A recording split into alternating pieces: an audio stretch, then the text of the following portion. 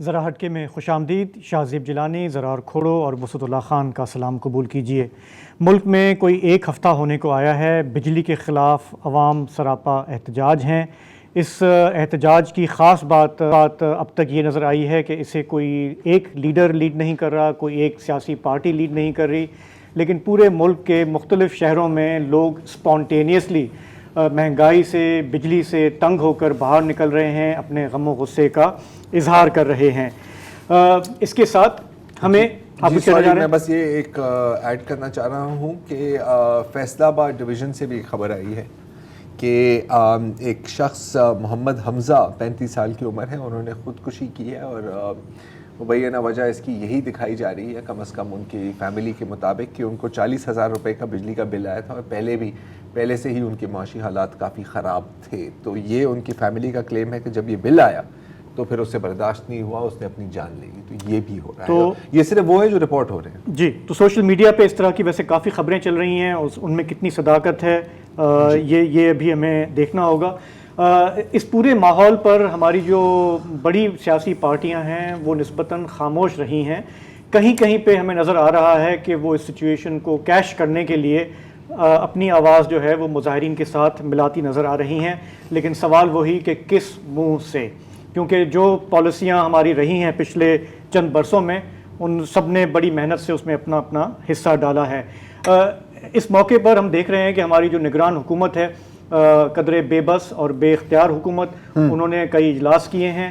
آخر میں یہ رپورٹ آئی ہے کہ انہوں نے IMF سے کہا ہے کہ نہ ہم یہ بل جو ہے معاف کر سکتے ہیں، نہ ختم کر سکتے ہیں، لیکن اگر اتنی ہمیں اجازت دے دیں کہ ہم ان کو 6 ماہ میں قسط وار کر دیں تو شاید غریب اور متوسط طبقے کی کوئی مدد ہو جائے. IMF نے رپورٹڈلی جواب میں یہ کہا ہے کہ اس پر غور کرنا ہوگا، اعداد و شمار دیکھنے ہوں گے، پھر آپ کو ہم بتائیں گے کہ اس کی اجازت ہے یا نہیں. اس پوائنٹ پر مجھے یاد آتا ہے کہ جب پچھلی بار ہم IMF کے انتظار میں بیٹھے تھے تو ہم کئی مہینے بیٹھے ہی رہے. ہر روز ایک خبر آتی تھی کہ ذرائع کے مطابق بالکل سب کچھ سیٹ ہو گیا ہے، اس کے 2 گھنٹے بعد آتی تھی کہ ذرائع کے مطابق ڈیل ختم ہو گئی ہے.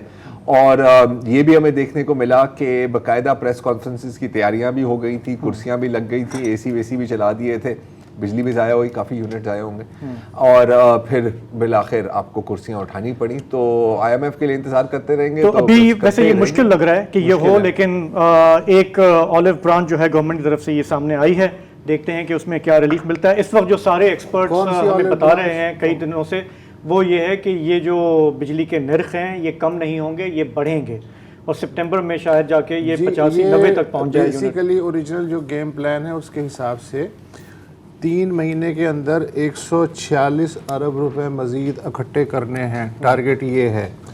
اب حکومت یہ چاہ رہی ہے کہ وہ 3 مہینے کی بجائے اگر 6 مہینے میں اکٹھے ہو جائیں تو عوام پہ اس کے خیال میں بوجھ کم پڑے گا.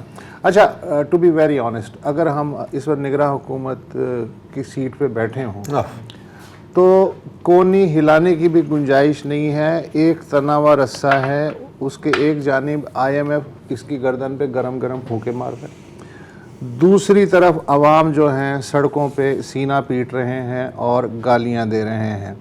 شمشاد اختر نے آج جو سینٹ میں کہا تو انہوں نے تو سیدھا کہہ دیا جی کہ اچھا، ایک تو یہ کہ ایک جملہ جس پہ ہم شام سے بات کریں کہ ان کا یہ خیال ہے کہ اقتصادی صورتحال اندازے سے زیادہ خراب نکلی. اچھا، اب میں کہہ سکتا ہوں یہ جملہ، تم کہہ دو اس لیے کہ تم نے کبھی حکومت میں شمولیت نہیں کی. آپ کہہ سکتے ہیں Shamshad Akhtar governor state bank رہی ہیں ایک ٹینیور میں، پھر یہ ہے کہ حکومتوں کو ایڈوائز کرتے رہی ہیں. ایون جو PTI کے چیئرمین ہیں ان کے منہ سے بھی ٹھیک لگتا ہے کہ وہ اس وقت نان پولیٹیکل صورتحال میں تھے.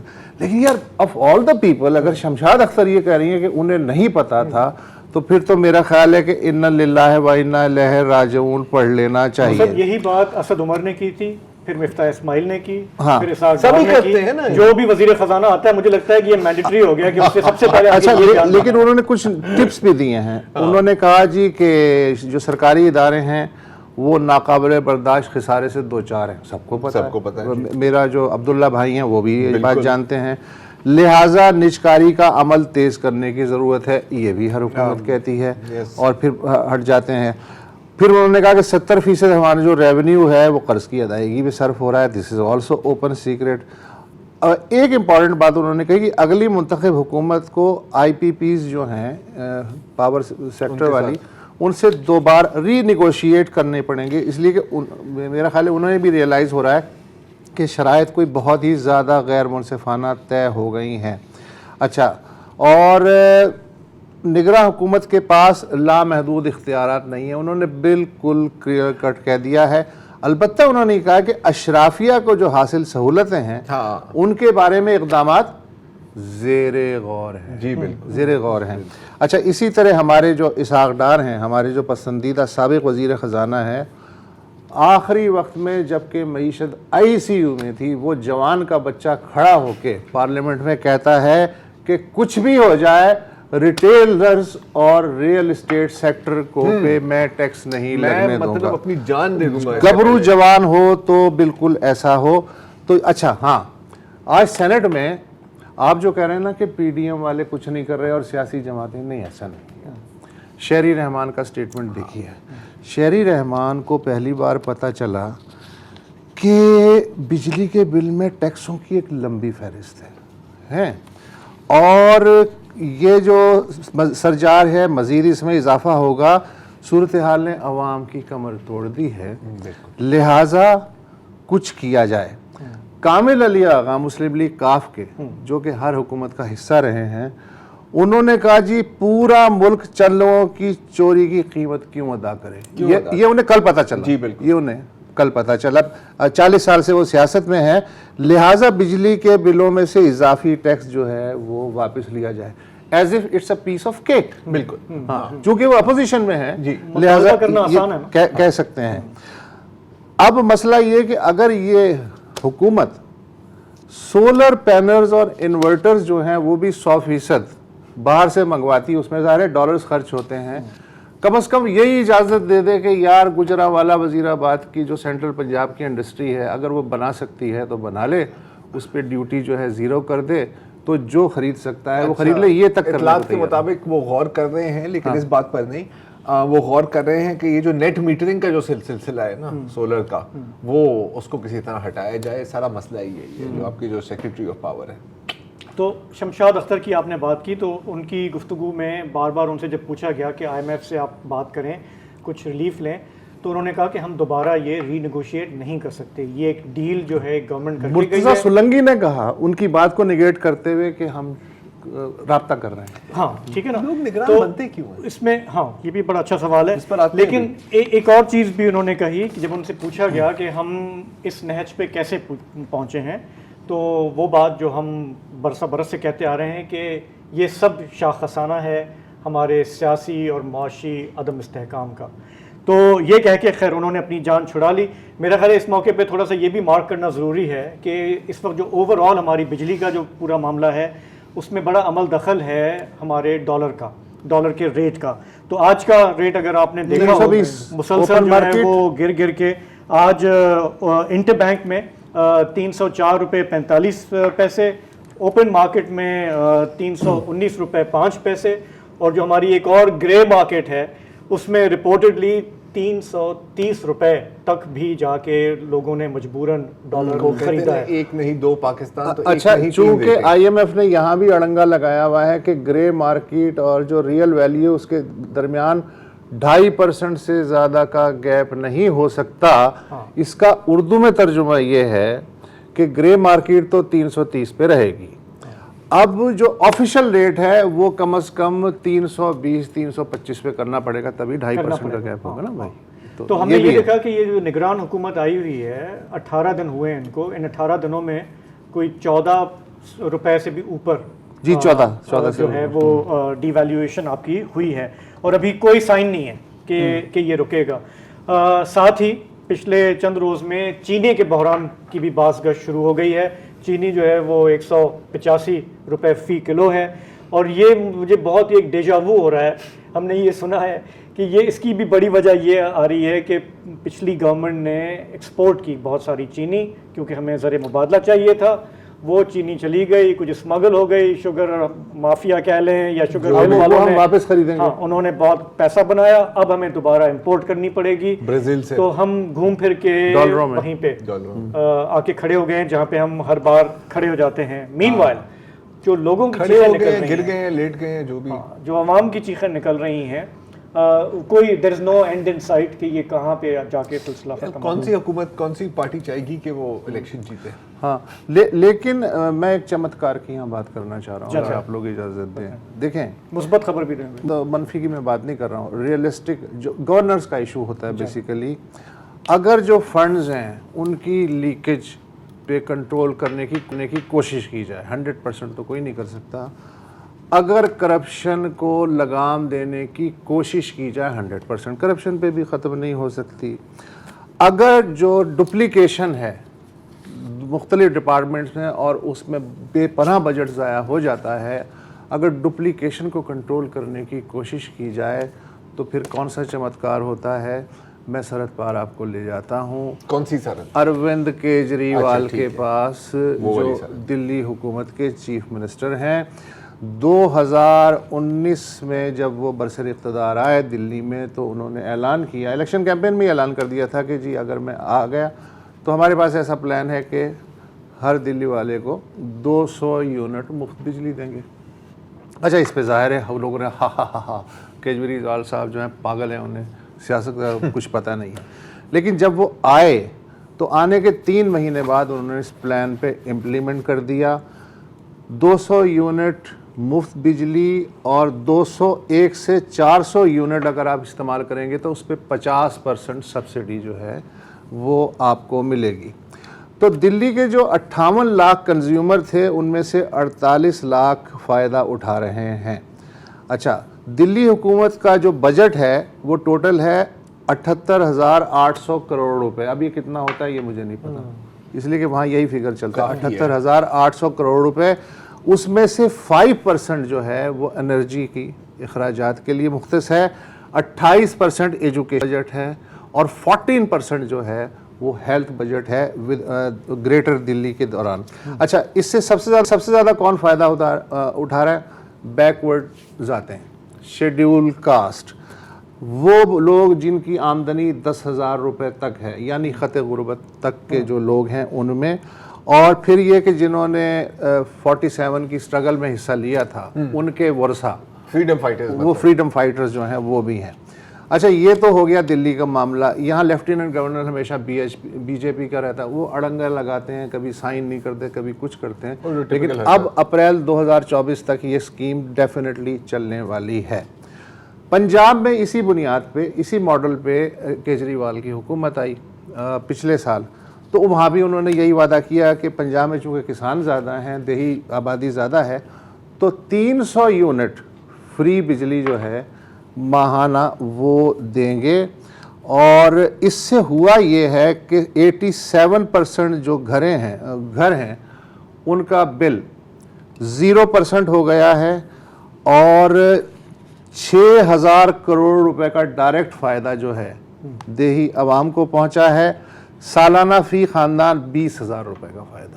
اچھا, اب کسان کے لیے یا جو دیہات میں رہ رہا ہے اس کے لیے 20,000 روپے بہت ہیں. اچھا, لیکن اس میں وہ بھی ہوا, چالاکیاں بھی تو کرتے ہیں نا لوگ, ظاہر ہے. انہوں نے کیا کیا کہ 87% لوگ جو ہیں وہ یہ فائدہ اٹھا رہے ہیں. اب مسئلہ یہ کہ 300 یونٹ سے اگر آپ نے 1 یونٹ زائد بجلی استعمال کی تو آپ کی وہ رعایت ختم ہو جائے گی. تو بھائی لوگوں نے کیا کیا کہ اس دوران پچھلے 1 سال میں 3 لاکھ نئے کنیکشن آئے ہیں.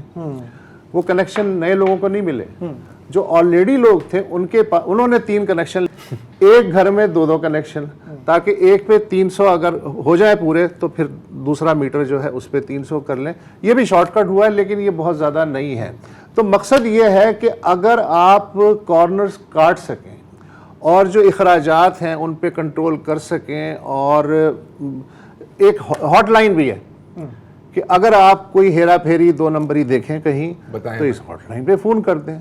تو یار اس طرح کی جو چیزیں ہیں ان سے کس خاصی حد تک ابھی تک یہ ماڈل بی جے پی کی سمجھ میں نہیں آ رہا ہے. عام آدمی پارٹی کا یہ ماڈل کافی سیڈسٹ انسان ہے نا, کیونکہ آپ مطلب یہ کتنے اچھے ماڈلز ہمیں دکھاتے ہیں جو یہاں مطلب یار آپ چاہیں تو سب کچھ کر سکتے چاہیں تو سب حوصلے کی کچھ کر بات ہے، سکتے حوصلے کی ہیں، بات ہے. چاہیں. ایک بریک لیتے ہیں، واپس آئیں گے تو بات کریں گے کہ دریائے ستلج سے جو فلڈنگ ہوئی ہے پاکستان کے پنجاب صوبے میں، وہاں سے کسان کیسے اسے نبرد آزما ہیں، اس پر تھوڑی سی بات کریں گے.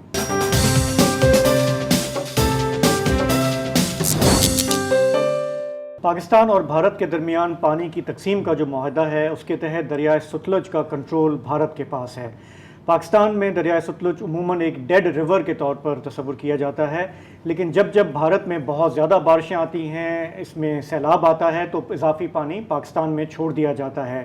پچھلے چند ہفتوں کے دوران ہم نے دیکھا ہے کہ یہ پانی پاکستان میں داخل ہوا اور قصور سے لے کر بہاولپور تک کوئی 7 اضلاع ہیں صوبہ پنجاب کے جو اس سے متاثر ہوئے ہیں. بارہا خبریں آئیں کہ لوگوں کی نقل مکانی ہوئی ہے، لیکن کتنے ایکڑ زمین جو ہے زرخیز زمین وہ خراب ہوئی ہے، ڈوب گئی ہے، اس کے تخمینے ابھی لگائے جا رہے ہیں. ہمارے ساتھ اس وقت پروگرام میں موجود ہیں احمد بھنڈارا صاحب. آپ کا تعلق پاک پتن سے ہے، آپ کاشتکار ہیں اور کلائمیٹ چینج کے حوالے سے بھی کافی آپ وہاں پہ کسانوں کے ساتھ کام کر رہے ہیں. عامر صاحب یہ بتائیے گا کہ آپ کا جو مشاہدہ رہا ہے پچھلے چند ہفتوں میں، تو نقصان کون کون سی فصل کا ہوا ہے اور کتنا ہوا ہے؟ بہت شکریہ شاہ زیب. نقصان کا تخمینہ تو شاید ہم پراپر اس وقت لگا پائیں گے جب سرکاری اعداد و شمار آئیں گے اور پورا سروے ہوگا. لیکن اگر ہم ابھی اندازہ لیں تو پچھلے کچھ دنوں میں جو میں نے میڈیا کے اوپر ٹکرز دیکھے ہیں اور جو رپورٹس حکومت کی جانب سے آئی ہیں، وہ 583 گاؤں جو ہیں وہ اس پورے ایریا کے اندر جہاں پہ پانی آیا ہے. اور اگر آپ کوئی 800 ایکڑ کا ایوریج بھی لیں ایک گاؤں کا، تو وہ کوئی 4.5 لاکھ ایکڑ بنتا ہے. اور ان میں جو میجر کراپس تھیں، یہ ایک بات آپ کے ناظرین کو اور آپ کو ذہن میں رکھنی چاہیے کہ یہ پاکستان کی مشرقی پنجاب کی وہ بیلٹ ہے جو پاکستان کی سب سے زیادہ زرخیز اور سب سے زیادہ پیداواری صلاحیت رکھتی ہے. یہاں پہ آپ کی سب سے بہترین فصلیں ہوتی ہیں اور سال میں 3 فصلیں ہوتی ہیں. چاول کی 2 فصلیں ایک سیزن میں کہیں نہیں ہوتی. یہ وہ ایریا ہے جہاں پہ چاول کی بھی 2 فصلیں ہو جاتی ہیں. تو اگر ہم بالکل سیف سائڈ پہ اوپر رہ کے دیکھیں کون کون سی فصلیں ضائع ہوئی ہیں، تو اس میں کاٹن کا شمار بالکل ہوتا ہے. پچھلے دنوں ہم نے دیکھا کہ حکومت پنجاب نے اور چیف منسٹر صاحب نے خود بڑی کوشش کی کاٹن کو اگانے کے لیے، اور اس میں اس بیلٹ کے اوپر بھی کافی فوکس کیا گیا تھا. پھر آپ کا رائس جو ہے وہ ایکسپورٹ ہوتا ہے، رائس کی یہ بہت امپورٹنٹ بیلٹ ہے. اس کے بعد میز جو ہے، جو آٹم کارن ہے، وہ اس موسم میں لگتی ہے، وہ تباہ ہوئی ہے. پھر تل کی جو فصل ہے وہ بہت سے ایکڑز کے اوپر تباہ ہوئی ہے. اور جانوروں کا چارہ یہ ایک بہت امپورٹنٹ سیگمنٹ ہے، کیونکہ لائف سٹاک ہمارے جو national agriculture G D P میں اس کا زیادہ کردار ہے، تو اس کا بھی بہت زیادہ چارہ اور لائف سٹاک کو بھی اس میں امپیکٹ ہوا ہے. تو اگر ہم سیف سائڈ پہ رہ کے ایک تخمینہ لگائیں تو وہ کوئی 4-4.5 لاکھ ایکڑ بنتا ہے. اور اگر بہت میں محتاط رہ کر بھی اندازہ لگاؤں تو شاید اس سے بہت زیادہ لاس ہوگا فارمرز کا. اگر 50,000 کے قریب بھی آپ ایک ایکڑ کا لاس دیکھتے ہیں تو یہ تقریباً کوئی 22 سے 25 ارب روپے کا لاس بنتا ہے. یہ صرف فارمرز کا لاس ہے. اس کا آگے جو ملٹی پلائر افیکٹ آپ کے آنے والے وقت میں آئے گا، وہ آپ کی جو کراپس ایکسپورٹ ہونی تھیں اور جو نیشنل فوڈ سیکیورٹی کے اندر جنہوں نے حصہ ڈالنا تھا، وہ برباد ہو گئی ہیں. اور آنے والے وقت میں ایک جو زیادہ پریشانی کی بات میں دیکھ رہا ہوں کہ ابھی پانی سن رہے ہیں میڈیا کے توسط سے بھی اور جو ڈیزاسٹر مینجمنٹ اتھارٹیز کی طرف سے کہ پانی کم ہو رہا ہے. پانی کم ہو رہا ہے، اچھی بات ہے، لیکن پانی سوکھے گا یا نہیں سوکھے گا، دس از دا کوشچن. اگر یہ پانی ڈرائی نہیں ہوتا تو آپ کی 2 بہت امپورٹنٹ اس ایریا کی کراپس ہیں، ایک پوٹیٹو اور ایک جو ہے آپ کی ویٹ، وہ کلٹیویٹ نہیں ہو پائیں گی. پوٹیٹو اکتوبر میں کلٹیویشن سٹارٹ ہو جاتی ہے اور ویٹ آپ کی نومبر میں ہوتی ہے. اور ویٹ کا ہم پہلے ہی شارٹیج کا شکار رہے ہیں. اور اگر کوئی کچھ 4-5 لاکھ ایکڑ کا اگر اور فرق پڑ جاتا ہے تو اس کا ڈیفینیٹلی جو ہے وہ آپ کی نیشنل فوڈ سیکیورٹی اور نیشنل اکانومی کو بھی لاس ہوگا. اچھا، ابھی یہ خطرہ ٹلا نہیں ہے. میں میٹ ڈپارٹمنٹ کی پیشن گوئی دیکھ رہا تھا تو وہ کہہ رہے ہیں کہ اگلے ہفتے 2 ستمبر سے دوبارہ بارشوں کا سلسلہ شروع ہو سکتا ہے. میں یہ جاننا چاہ رہا ہوں کہ یہ ہمارے ہاں ظاہر ہے کہ کنٹرول بھارت کے پاس ہے دریا کا، اور جب وہاں پہ زیادہ بارشیں ہوتی ہیں تو ہمارے ہاں وہ چھوڑا جاتا ہے. ہمارے ہاں کوئی سسٹم ہے کہ جب اضافی پانی آئے تو ہم کس طرح سے اس کو مینیج کریں تاکہ یہ اتنے بڑے پیمانے پر کسان ہاری متاثر نہ ہوں؟ دیکھیں اس کے لیے تو آپ کو پھر دیکھنا پڑے گا کہ آپ براجز کہاں پہ بنا کے اور کینالز کہاں سے ڈیولپ کر کے کن ایریاز کو سیراب کر سکتے ہیں جب پانی ایکسٹرا آ جاتا ہے. اور یہ آپ کی بالکل درست بات ہے, اگر خدا نخواستہ بارشیں زیادہ آ جاتی ہیں اور پانی کا پھر فلو آ جاتا ہے تو وہ زیادہ نقصان دہ ثابت ہوگا. ابھی ہمیں ضرورت ہے شارٹ ٹرم اور لانگ ٹرم دونوں پر اکٹھا کام کرنے کی. اور یہ ہم میرے خیال میں بہت عرصے سے کلائمیٹ چینج کے امپیکٹ کو دیکھ رہے ہیں, ہم بھی بات کر رہے ہیں, آپ کے پروگرامز میں بھی بات ہوتی ہے. بلکہ میں جب گرین پاکستان انیشیٹو کی لانچ ہوئی تو محسن نقوی صاحب کے ساتھ میری کوئی 2-4 منٹ کی گفتگو ہوئی.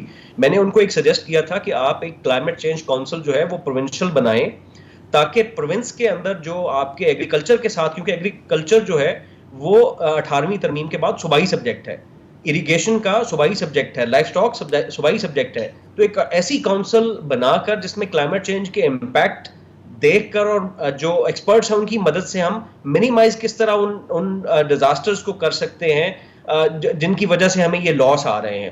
تو میں یہ سمجھتا ہوں کہ شارٹ ٹرم میں ہمیں سب سے پہلے تو یہ دیکھنا ہے کہ ہم فارمرز کو کس طرح سے سپورٹ کر سکتے ہیں فائنینشلی. جو یہ علاقہ ہے اس میں جو نارملی کراپس کاشت ہوتی ہیں وہ یا بینک سے لون لیے جاتے ہیں, اور کمرشل بینکس کا آپ کو پتہ ہے ابھی 25 سے 28% جو انٹرسٹ ریٹ چل رہا ہے. دوسرا آڑتی کا سسٹم ہے, وہ وہاں سے اٹھاتے ہیں. اور جن لوگوں کی بیچاروں کی لاس ہو گئی ہے ان کی کمپنسیشن بہت ضروری ہوگی, اور اگلی کراپ آنے کے لیے بھی ان کی مدد بہت زیادہ ضروری ہوگی. تو یہ فارمر تو بہت پیچھے چلا گیا, پورا چین ہوتا ہے نا, پورا چین ہوتا ہے. آپ کو اتنی محنت کرنی پڑتی ہے اس کو اپنے پیروں پہ کھڑا کرنے کے لیے, لیکن یہ ایک سیلاب آ کے, ایک سیلاب, ایک بری فصل, بس اتنے ہی مار ہوتے ہیں. جی اتنے کی مار ہوتے ہیں کسان. جی وندر صاحب. اور اس میں ایک چیز ہم نے دیکھی ہے کہ جو رپورٹس ہمیں مل رہی ہیں اس میں کوئی 4.25 لاکھ کے قریب لوگوں کو ایویکویٹ کیا گیا ہے. کوئی 20-21 ہزار اینیملز جو ہیں وہ فلڈ ایریا سے نکال کے باہر لائے گئے ہیں. ڈیفینیٹلی اس میں لوگوں کا اپنا کردار بھی رہا ہے, ڈسٹرکٹ ایڈمنسٹریشنز کا بھی بڑا کردار رہا ہے. لیکن ایک بات یہ دیکھنے کی ضرورت ہے کہ اتنے بڑے ڈیزاسٹرز کو ایک ڈپٹی کمشنر جو ہے وہ اکیلا ایک ضلع کا کنٹرول نہیں کر سکتا. آپ کی جو ڈیزاسٹر مینجمنٹ اتھارٹیز ہیں وہ یا پروونشل لیول کے اوپر ہیں یا فیڈرل لیول کے اوپر ہیں.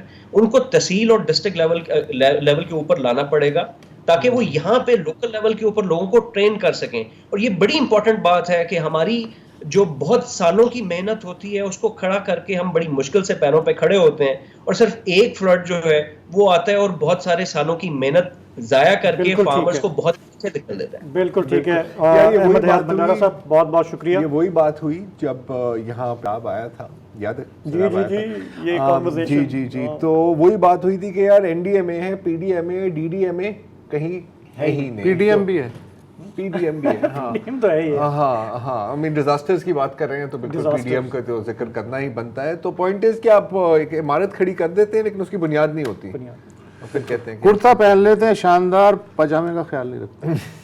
تو اسی بات پہ ایک جھونکا آتا ہے. ایک بریک لے لیتے ہیں, واپس آئیں گے تو ذرا بات کریں گے کہ جڑا والا کے واقعے کو 2 ہفتے ہونے کو آئے ہیں, وہاں پہ اب کیا صورتحال ہے, اس پر تھوڑی سی بات کریں.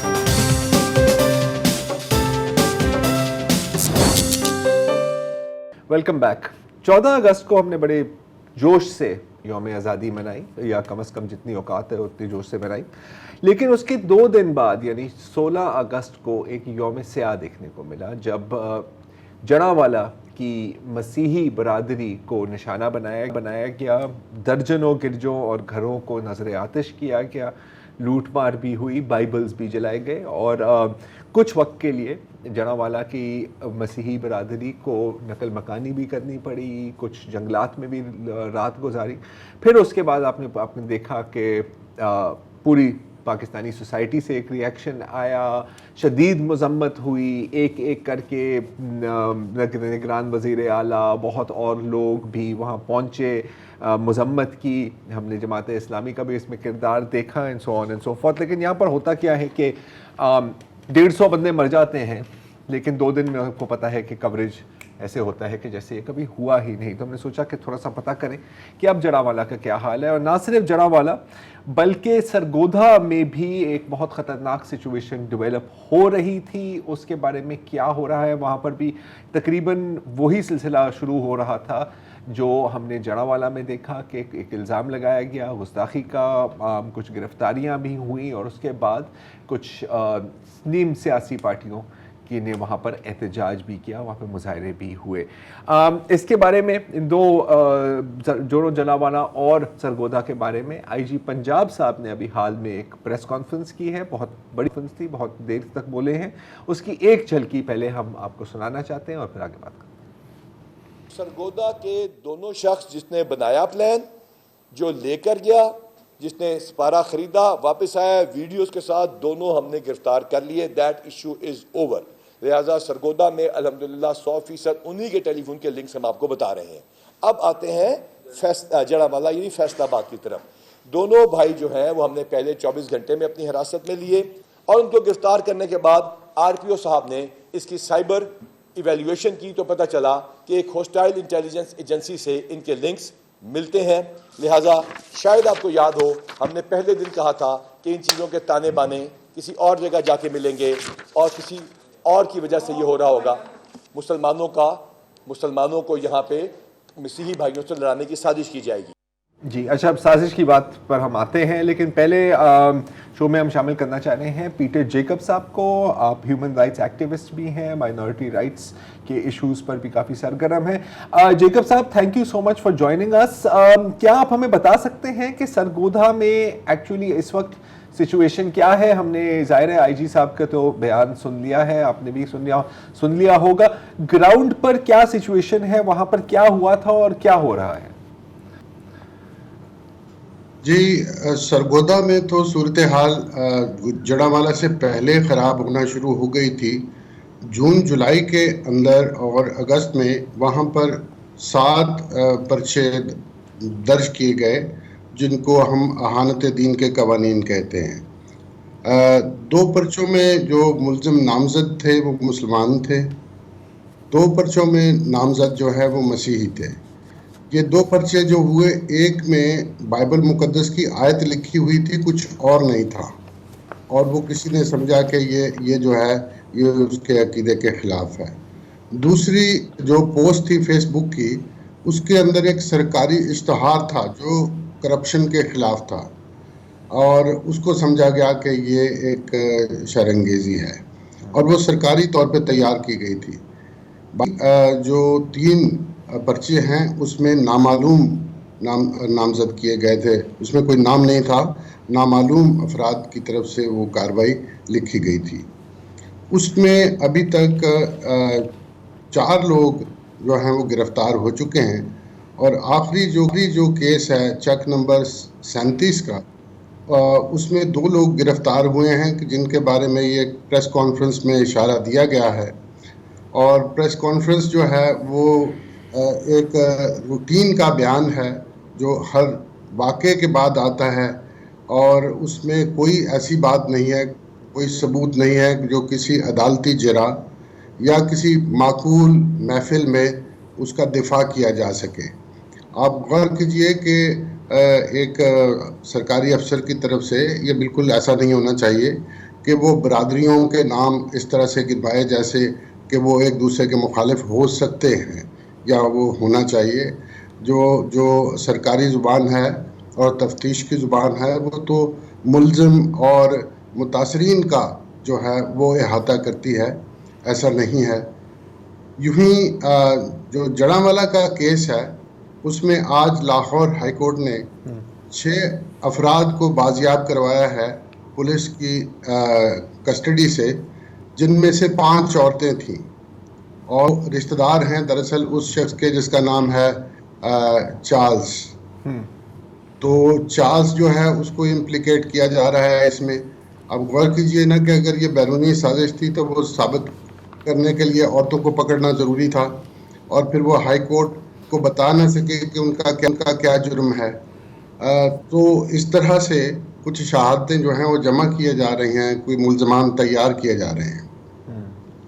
اچھا اب ہم جو آتے ہیں یہ جو سازش کی بات کی ہے، اکثر مجھے لگتا ہے کہ ہمارے ڈی این اے میں جو ڈی ہے نا وہ ڈینائل ہے. اچھا یہ سازش ایک بڑی خوبصورت چیز ہے، یہ ہمیشہ واردات کے بعد پتہ چلتی ہے، اس سے پہلے نہیں پکڑی جاتی. اچھا اور اب یہ دیکھیں کہ اب بالکل دیکھیں جو آئی جی پنجاب کہہ رہے ہیں اس کو ہم سچ مان کے آگے چلتے ہیں، کتنی گہری جڑیں ہیں. کیونکہ یہاں پر آپ نے دیکھا ہے کہ کوئی ایک بندہ نہیں تھا، کوئی ایک درجن لوگ نہیں تھے، ہنڈریڈز تھے. 10 سے 15 سال کے بچے بھی تھے جو گھروں میں گھس رہے تھے، جلاؤ گھراؤ کر رہے تھے، تو وہ بھی پھر سارے ایجنٹ نکلے. دوسرا کہ ہمارے پاس آن ریکارڈ کلپس ہیں جس میں اشتعال انگیزی پھیلائی جا رہی ہے، ہمارے پاس ویڈیو ایویڈنس ہے جو لوگ جلا رہے ہیں. تو ان میں سے کون سے اس بیرونی سازش کا اور حصہ تھے؟ اگر جڑاں والا فٹ ان نہیں ہے کسی غیر جانبدار عدالتی ٹریبونل کے لیے، اور اگر بقول آئی جی کے غیر ملکی سازش فٹ ان نہیں ہے ایک بڑے پیمانے پہ اس کے لیے تحقیقات کے لیے، تو پھر کون سا واقعہ ہو کہ جب یہ چیزیں بھی ہوں؟ تو پیٹر جیکب صاحب یہ بتائیں کہ یہ جو بات کی آئی جی صاحب نے کہ یہ بیرونی ہاسٹائل انٹرنیشنل ایجنسی سے تانے بانے ملتے ہیں، ہمیں یہ پتہ ہے کہ اس میں تو جو مقامی کچھ گروہ ہیں، تنظیمیں ہیں جو ان ایشوز پہ نفرت اکسانے پہ پیش ہوتے ہیں. تو آپ کیسے دیکھتے ہیں آئی جی صاحب کے اس بیان کو؟ بالکل ایسا لگتا ہے کہ وہ جن پارٹیوں کا ایف آئی آر میں نام آیا ہے وہ نام بھی نہیں لینا چاہ رہے، اور انہوں نے ایک کاغذ لہرایا ہے جس پہ یورپین یونین کا جھنڈا بنا ہوا ہے. جی اگر یورپین یونین کو یہ اعتراض ہوا کہ آپ نے سازش کا ذکر کرتے ہوئے وہ ہمارا جھنڈا جو ہے وہ لہرا دیا ہے، تو وہ کس کو جواب دیں گے؟ کیا جواب دیں گے کہ وہ کیا سازش تھی؟ اچھا یہاں پر سوری میں تھوڑی سی وضاحت کرنا چاہ رہا ہوں کیونکہ یہ آپ بھی سوال پوچھ رہے تھے نا کہ وہ کیوں یورپین یونین، وہ جو یورپین یونین کی ہے نا وہ منی پور کے اوپر جو بھارت میں جو قصہ ہوا ہے، پیٹر صاحب آپ بھی جانتے ہوں گے، اس کے اوپر یورپین یونین نے ایک کال اپ نوٹس یا کہ اس پر ہم بحث کریں گے، گفتگو کریں گے، تو وہ آئی جی صاحب نے دکھائی ہے یوں کہ جی اور ظاہر ہے کہ ان کا یہ کہنا ہے کہ جی کیونکہ بھارت ان فوکس تھا تو ان کی ہاسٹائل یہ انہوں نے اپنی پریس کانفرنس میں کہا کہ یہ منی پور کی رپورٹ ہے، یہ منی پور کی رپورٹ نہیں، انہوں نے لہراتے ہوئے یہ بتایا کہ یہ آگے بتایا ہے، پریس کانفرنس کے اندر بتایا ہے، تو اس سے ڈسٹریکٹ کرتے ہوئے یہاں پر جڑاں والا میں کر لی. اور بڑی مزیدار بات ہے کہ اتنی لمبی چوڑی سازش تھی اور اس کے بارے میں ہماری ایجنسی کو کچھ پتہ ہی نہیں لگا. بہرحال ایک وقفہ لیتے ہیں، مزید بات کرتے ہیں.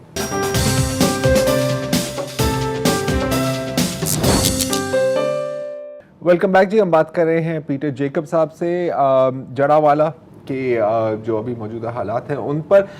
جیکب صاحب ابھی ہم بات کر رہے تھے جو آئی جی پنجاب صاحب نے جو بیان دیا ہے کہ جی بیرونی سازش ہے تو وہ صحیح ہے، لیکن جن پارٹیز کو نامزد کیا جن کا نام باقاعدہ ایف آئی آرز میں ہے اور میرا خیال ہے کہ 10 تو جے آئی ٹیز بنی ہے اس کے بارے میں، اس کا کوئی ذکر نہیں کیا. کیا ہم ازیوم کریں کہ وہ بھی اس پوری سازش کا حصہ ہیں؟ مطلب جب اس طرح کا بیان آتا ہے تو کیا ریاکشن آتا ہے؟ مطلب آپ کو کیا فیل ہوتا ہے؟ کیونکہ ایک جانب ہم نے دیکھا ہے کہ بہت ایک بڑا ریسپانس بھی آیا، ٹھیک ہے، لوگ اٹھے بھی، اپنی آوازیں بھی بلند کی، لیکن دوسری جانب ریاست کے ایک بہت اہم عہدیدار کا یہ کہنا ہے، تو اس کا کیا اینڈ اس کی کیا ہوتی ہے؟ یہ لگتا ہے کہ جب پولیس کے پاس اپنی غفلت کو چھپانے کا کوئی اور ذریعہ نہیں ہوتا اور کوئی ہیلا بہانہ نظر نہیں آتا تو وہ ایسی باتیں کرنا شروع ہو جاتی ہے جس کو کہ روایتی طور پہ عام طور پہ تسلیم کر لیا جائے، اور وہ کچھ لوگ کم از کم اس کو ماننا شروع ہو جاتے ہیں. لیکن ہوتا یہ ہے کہ عدالت میں چاہیے ثبوت، اور تفتیش کے ذریعے آپ کو جو ہے وہ واضح کرنا ہوتا ہے. یہاں لگتا ہے کہ بلا وجہ گرفتاریاں، غیر قانونی گرفتاریاں وہ اس لیے کی گئی ہیں، سرگودا میں بھی کی گئی ہیں، جڑاوالا میں بھی کی گئی ہیں. 6 افراد ابھی تک حراست میں ہیں، اور 6 جو ہے ان کو تو نامینیٹ کیا گیا ہے، اور 6 افراد جو ہے نامینیٹ کیونکہ نہیں کیا گیا تھا، حبس بیجا میں رکھا ہوا تھا، اسے لاہور ہائی کورٹ نے ان کی رہائی کا حکم دیا. سرگودا میں بھی صورتحال جو ہے وہ یہ ہے کہ کچھ غیر قانونی گرفتاریاں کی گئیں، اور وہ پہلے کی گئی تھیں، اب وہ کم ہیں اس وقت، پہلے زیادہ تھیں. اور جب بھی وہ لوگ بھی عدالت کا رخ کریں گے اور ان کی فیملیز جو ہے وہ تو بتاتی پھر رہی ہیں کہ جن کو نامینیٹ کیا گیا ہے، گرفتار کیا گیا ہے، وہ لوگ تو اپنے گھر پہ تھے اس وقت جس وقت وقوع ہوا، اس کے تو کئی شواہد مل جائیں گے. تو پھر یہ جو ہونا تو یہی چاہیے کہ پولیس ہو یا کوئی بھی ادارہ، اگر کوئی ایسی سازش ہے تو وہ جیسے کہتے ہیں کہ برے کو اس کے گھر تک چھوڑ کے آئیں، ہمیں آخری حد تک جانا چاہیے، اس کو بے نقاب کرنا چاہیے. اور اگر ہم بے گناہ لوگوں کو اسی طرح سے خاص طور پر غریب لوگوں کو جو اپنا دفاع نہیں کر سکتے عام طور پر، ان کو اسٹگمیٹائز کر کے ایک سوشل انریسٹ کریٹ کر رہے ہیں، تو یقیناً یہ اس سے بری بات کوئی نہیں ہوگی. ہم نے دیکھا ہے کہ اور جگہوں پہ بھی جہاں پہ سوشل انریسٹ ہے، فرقے کی بنیاد پہ، لسانی بنیاد پہ، وہ اس کو برسوں لگ جاتے ہیں ٹھنڈا کرنے. تو اس وجہ سے یہ جو ہمارے سرکاری ادارے یا اہلکار وہ جب مجرموں کی پردہ پوشی کرنے لگتے ہیں، یقیناً وہ انصاف کا کبھی بھی بول بالا نہیں ہوتا ہے. وہ پھر اگلی ٹریجڈی کی انکانشیسلی بنیاد رکھ رہے ہوتے ہیں اس طرح کی پردہ پوشی اور اس طرح کی چیزوں سے. میں آپ سے یہ جاننا چاہ رہا ہوں کہ حکومت پنجاب نے جذباتی ہو کے اعلان کیا تھا 16 اگست کو تو جڑاوالا جلا، اور 17 اگست کو یہ اعلان ہوا کہ اگلے 4-5 دن میں حکومت جو ہے نہ صرف چرچ تعمیر کر دے گی بلکہ جو مکانات ہیں ان کی تعمیر کا کام بھی شروع کر دیا جائے گا.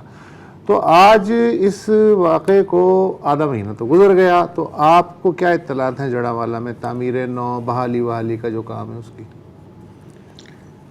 وزیر اعلیٰ صاحب نے ایک ملاقات میں ہم انسانی حقوق کے کارکنوں کو بتایا کہ 80% متاثرین کو چیک تقسیم کر دیے گئے ہیں، جو کہ جس کی تصدیق بھی ہوئی کہ کچھ لوگوں کو چیک تقسیم کر دیے گئے ہیں، لیکن وہ 1 مہینے بعد کیش ہوں گے، سارے کے سارے اکٹھے کیش نہیں ہو سکیں گے. اور ان میں کچھ یہ بھی ہے کہ چیک کی تقسیم کاری میں کچھ بھول چوک بھی ہو جاتی ہے. البتہ تعمیرات میں تو کئی دفعہ مہینے لگ جاتے ہیں. یہ جو مکان وغیرہ تھے یہ مکمل طور پہ جل گئے ہیں اور ان کا سٹرکچر جو ہے وہ ایسے تباہ ہوا ہے کہ وہ نئے بنانے پڑیں گے. تو اس وجہ سے یہ توقع کی جا سکتی ہے کہ نہ صرف یہ 20 لاکھ جو جس کا اعلان کیا گیا ہے وہ کم پڑیں گے، بلکہ ایسا بھی ہے کہ اس کو کچھ وقت لگے گا. اور اس سے بھی زیادہ سب سے بڑی بات یہ ہے کہ وہ جو رشتے ٹوٹ گئے ہیں، جو لوگوں میں دوریاں آ گئی ہیں، جو شکوک اور وسوسے ڈال دیے گئے ہیں کہ شاید ہم دشمنوں کے درمیان میں رہ رہے ہیں، وہ اس رشتے کی تعمیر باقی ہے. وہ یہاں پہ بھی ہے اور وہ سرگودا میں بھی بڑے بری طریقے سے خراب ہو رہی ہے. لوگ ایک دوسرے سے شک کرنے لگے ہوئے ہیں.